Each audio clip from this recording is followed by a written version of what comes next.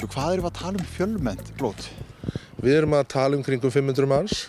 Það hefur verið svona undanfarandi ár og við vonumst til þess. Nú er fært allt og þá ættum við ekki að lenda inn einum hindrunum með það. Og hvenær byrjar undirbúningurinn hjá ykkur?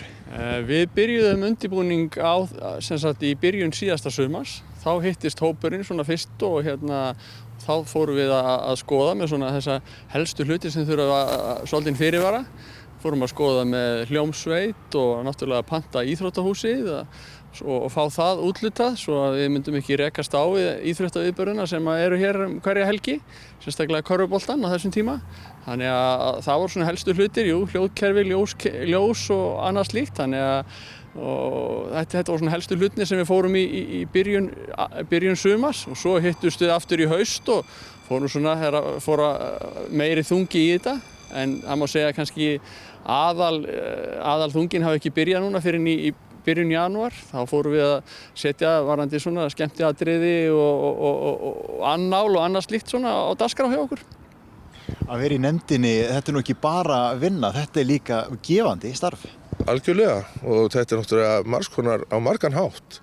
Nú þetta árgangur 1967 sem sér þetta og þetta eru svona fólk sem þekkist áður og það endur nýjast svona kynnin með því að umgangast hvert annað svona þétt eins og hafi verið undanfarnar vikur og svo vonumst við til að félagar okkar úr árgangnum sem eru búa annars staðar á landinu og þeir eru mikið af þeim að koma líka og taka þátt í þessu með okkur sem voru síðustu metrana.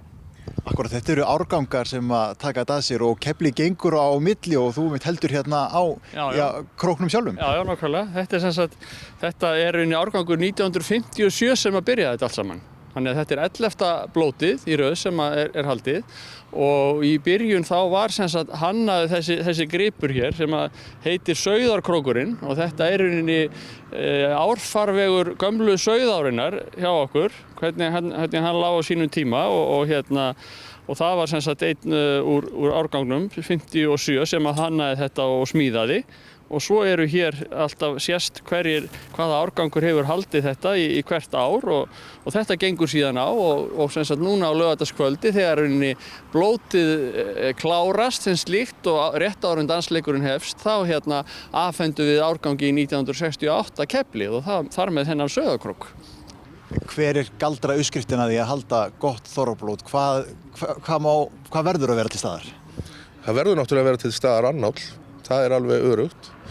Og við verðum að hafa eitthvað skemmtileg atriði og það er ekkert vandamál. Nei, það verður flottur annál og það verða vídeóinnslög og svo er náttúrulega söngur bæði fjöldasöngur og svo söngatriði líka Það er nú aldrei neitt vandamál hérna í Skagafirðinum að fá fólk til að syngja með þannig að það verður bara gaman að því. Er einhver keppni milli árgangana? Er stefnan hjá ykkur að toppa árgangana sem hafa verið að halda þorrablót á undan ykkur? Nei, ég held að sé nú ekki neitt svoleiðis þetta er ekki, en auðvitað viljum við að sjálfsögðu gera þetta mjög vel og alls ekki síðra heldur en það sem undan er komið og þannig að það er alveg ákveðin metnaður í því en ég held að sé samt ekkert svona, það hefur allavega ekki verið rætt hjá okkur á fundum að við þurfum að vera eitthvað miklu betri en hinir það er ekki þannig. En það er algjör veisla framundan, það er alveg ljóst? Það er alveg ljóst, þetta verður alveg virkilega gaman og við bara hlökkum alveg svakalega mikið til að starta þessu annað kvöld. Já, nú erum við að taka þetta í aðdraganda blótsins þannig að við vitum ekki hvernig það fer. Getum við spáð eitthvað fyrir hvað kemur til með að gerast?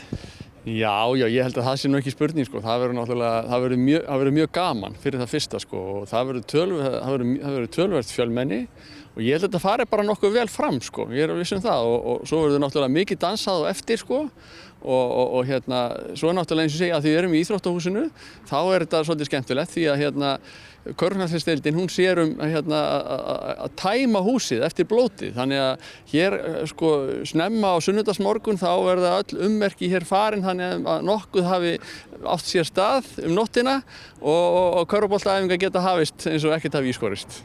Er engin skandall sem við von á? Nei, engin stór skandall. En það getur vel verið að einhver finnst hann skilinn eftir út undan. Það er oft frekast þannig að einhver finnst að hefði átt að fjalla hann sjálfan. Það verður að vera eitthvað slúður, eitthvað til að tala eftir á? Já, það hlýtur að vera. Annars hefði þetta ekki verið fullkomið. Ég segi bara góða skemmtun á blótinu. Já, takk fyrir það kærlega.